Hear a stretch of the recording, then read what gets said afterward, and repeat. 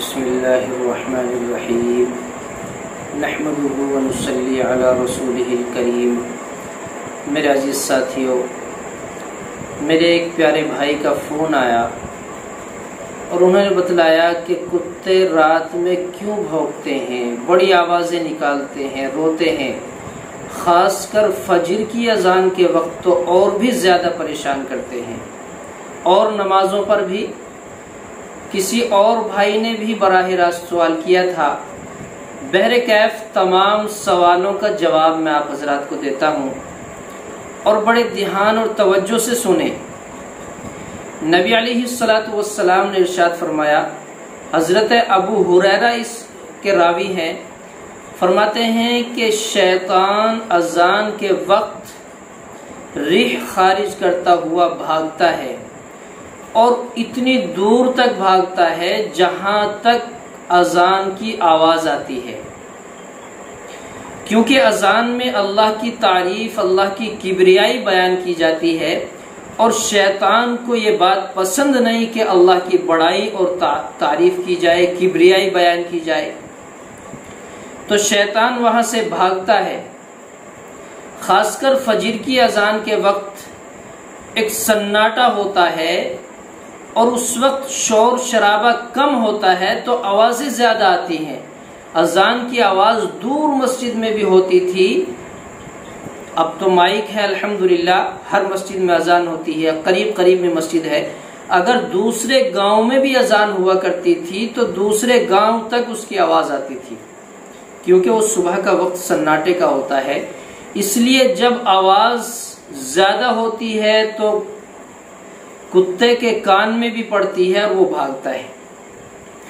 بعض حضرات یوں کہتے ہیں کہ اگر کتا رات میں روتا ہے تو اس کے رونے کی وجہ سے کسی نہ کسی کے انتقال کا سبب بنتا ہے۔ یہ فال لینا، یہ سوچنا، یہ بدعت ہے، گناہ ہے، ایسا نہیں ہوتا۔ بعض حضرات یہ کہتے ہیں کہ کتا اس سبب سے روتا ہے کہ اس کو کوئی پریشانی لاحق ہوتی ہے، اور اس سے مسان کا روگ بھی ہوتا ہے۔ جس طرح میں نے پچھلی مرتبہ آپ حضرات کو بتلایا کہ بلی کیوں روتی ہے اور بلی کے رونے کی وجہ کیا ہے، ایک خصوصیت بلی کی بتلائی تھی، بڑی اہم تھی، وہ آپ حضرات سننا۔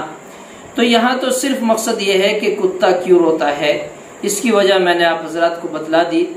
صرف اور صرف یہی وجہ ہے، یا تو کتا شیطان کے روپ میں ہوتا ہے، یا خود شیطان جب بھاگتا ہے۔ اللہ تبارک و تعالی نے انسان کو اشرف المخلوقات بنایا ہے، اور اس کو بہت سارے عذابوں سے بچا کے رکھا ہے، اور دیگر مخلوقات قبر کے عذاب کو بھی سنتی ہیں، شیطان کو بھی دیکھتی ہیں۔ ان میں سے ایک کتا بھی ہے، وہ شیطان کو دیکھتا ہے۔ جب شیطان بھاگتا ہے، اس کی اصلی حیت اس کے سامنے نظر آتی ہے، ڈراؤنی شکل نظر آتی ہے، تو کتا اس بات کو دیکھ کر ڈرتا ہے، اور ڈر کی وجہ سے آوازیں بھی نکالتا ہے۔ صرف یہی وجہ ہے، اور کوئی وجہ نہیں ہے۔ اس لیے ہمیں ان باتوں سے بچنا چاہیے، ان باتوں پہ غور بھی زیادہ نہ کریں۔ یہ تو ہم غور کرتے نہیں کہ نماز کب پڑھنی ہے، نماز کا وقت کب ہو گیا، اب اذان ہوگی، نماز کی تیاری کرنی ہے۔ یعنی جو فرائض ہیں، واجبات ہیں، سنتیں ہیں، ان پر غور نہیں کرتے۔ جو اس طرح کی باتیں ہیں ان پر زیادہ دھیان دیتے ہیں۔ یہ تو میں نے اس لیے بتا دی کہ میرا حق تھا کہ آپ حضرات تک واضح طور پر یہ مسئلہ سامنے آ جائے، لیکن میرے عزیزوں، ان جیسی باتوں پر دھیان کم لگائیں، اپنے نمازوں کا اہتمام کریں، حلال روزی کی فکر کریں، دوسروں سے لڑائی جھگڑا کرنے سے بچیں، اپنے آپ کو بدگمانی سے بچائیں۔ یہ باتیں ہمارے لیے ہیں، نبی کے اخلاق اپنانے کی کوشش کریں۔ ان باتوں کا اہتمام کریں گے تو انشاءاللہ یہ باتیں ذہن میں بھی نہیں آئیں گی۔ اللہ تبارک و تعالی مجھے بھی آپ کو بھی صحیح سمجھ عطا فرمائے، اور ہر طرح کی بدعت سے، رسومات سے، طرح طرح کی شیطانی خیالات سے بچنے کی توفیق بخشے۔ آمین یا رب العالمین۔